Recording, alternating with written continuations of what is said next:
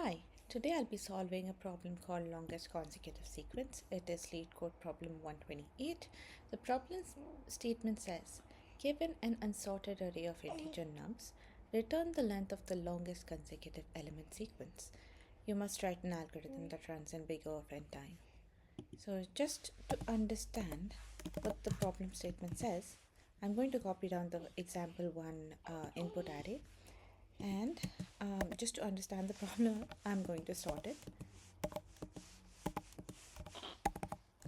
in ascending order. Okay, so the problem statement says that we need to return the length of longest consecutive element. So now that I've sorted this, it's easier for us to see where there are consecutive numbers aggregated. So it's here, and the length is 4, and then it jumps to 100 and 200. They are not consecutive. Cool. So how are we going to solve this? Let's use brute force first.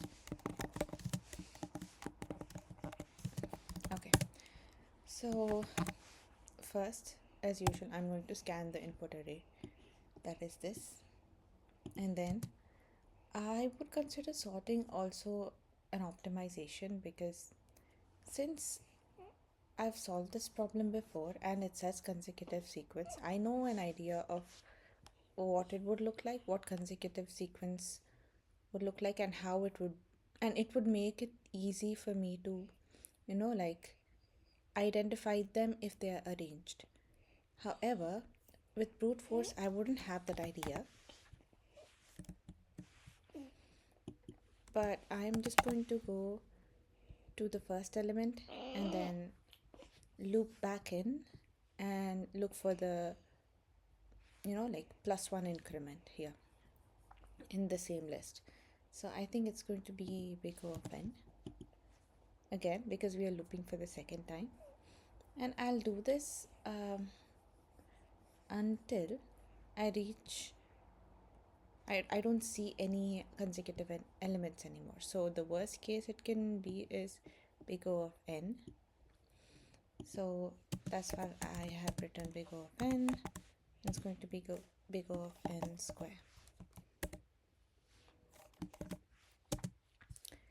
Okay, so then we discussed sorting method.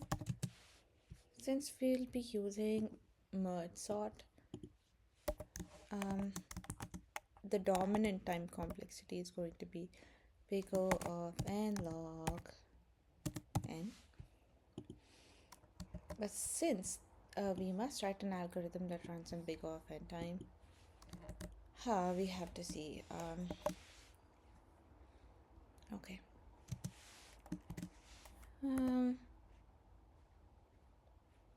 So I have this idea of checking if the current element is the start of the sequence, and then we'll increment 1 as in 100 plus 1, and we'll see if that exists.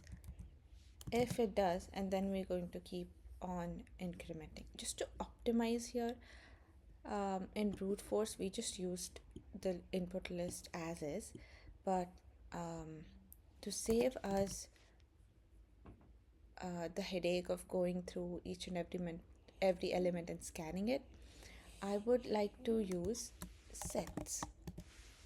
So a set in Python is a data structure that gives you constant lookups, and it's going to store unique elements of a list.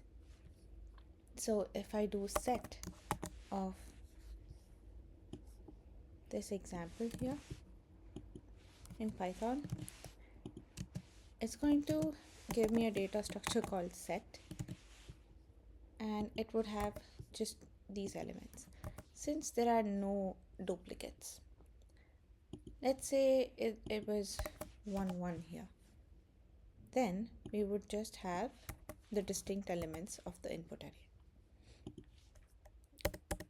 So now that we have a brief idea of what sets are going to do, let's try to code this up, and we'll approach the solution together and think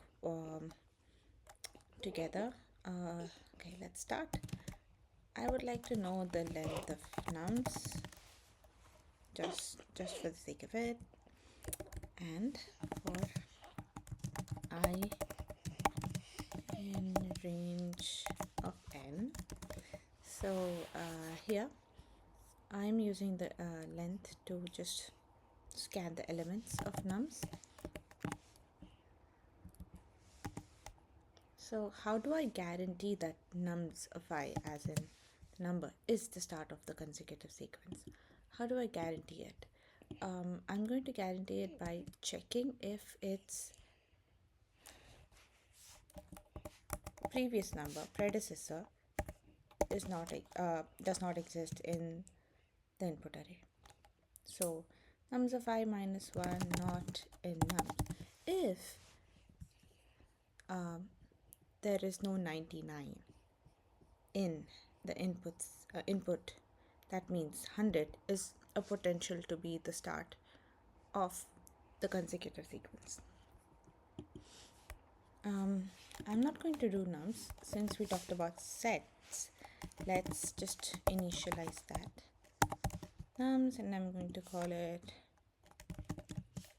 lookup.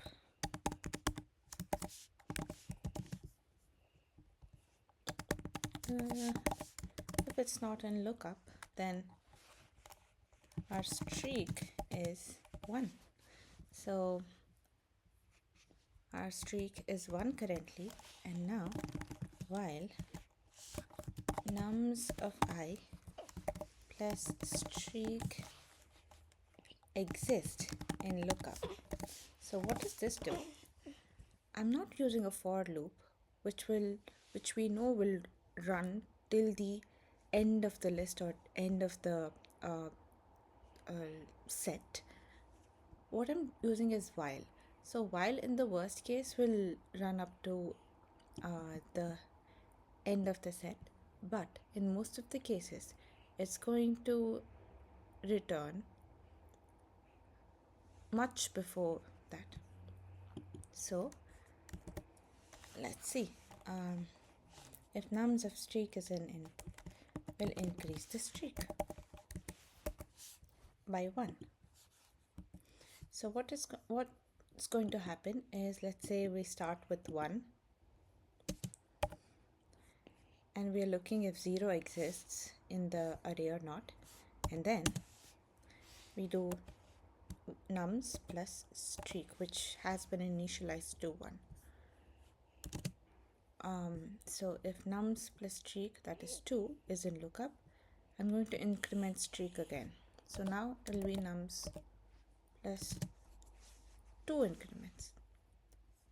This 1 plus 2, 3. Does 3 exist in the input array? Yes. Then I'm going to increment streak again and do nums plus 3. Oh, luckily 4 also exists. And then I'm going to do nums plus 4. Does 5 exist in the input array? The answer is no.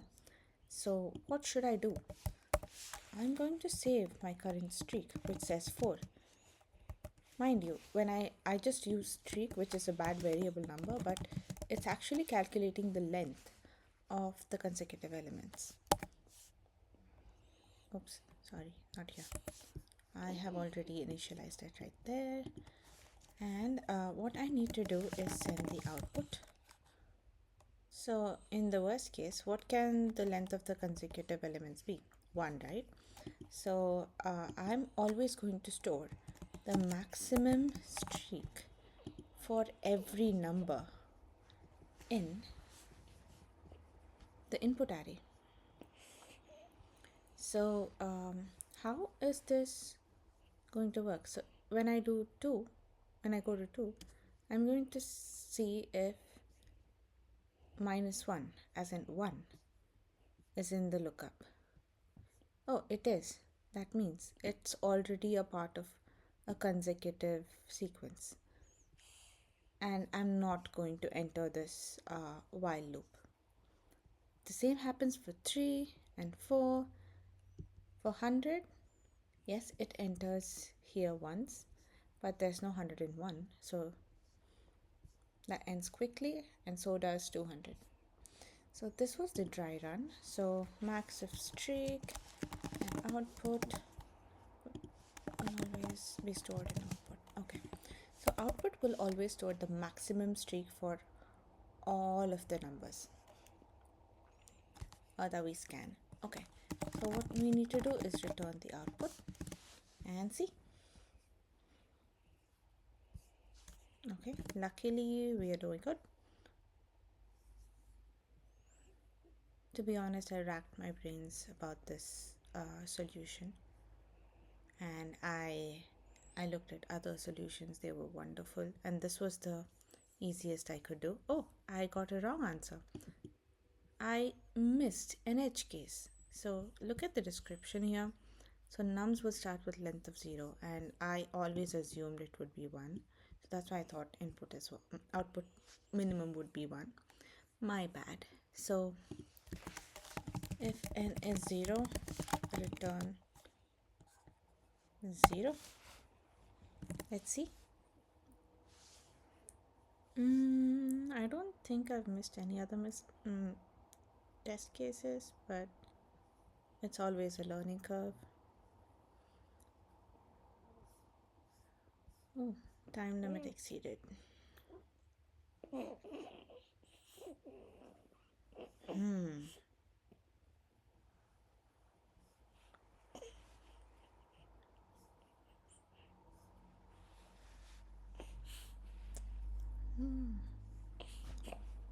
Okay, so let's look at the solution I had submitted a while ago and see how it's different from my current solution. Yeah, it's right here.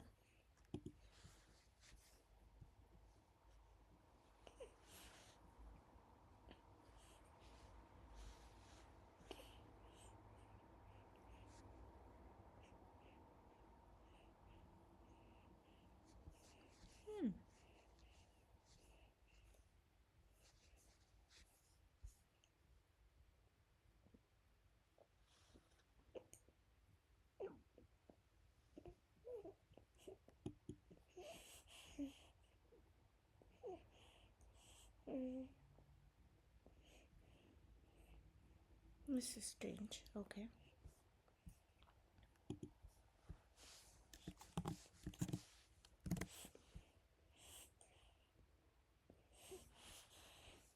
Hey, come on.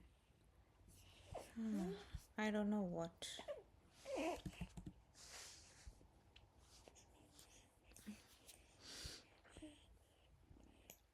Oh, I know what I'm doing here. So I am passing through the input list. I could have just gone through the sets. Okay, for I in lookup.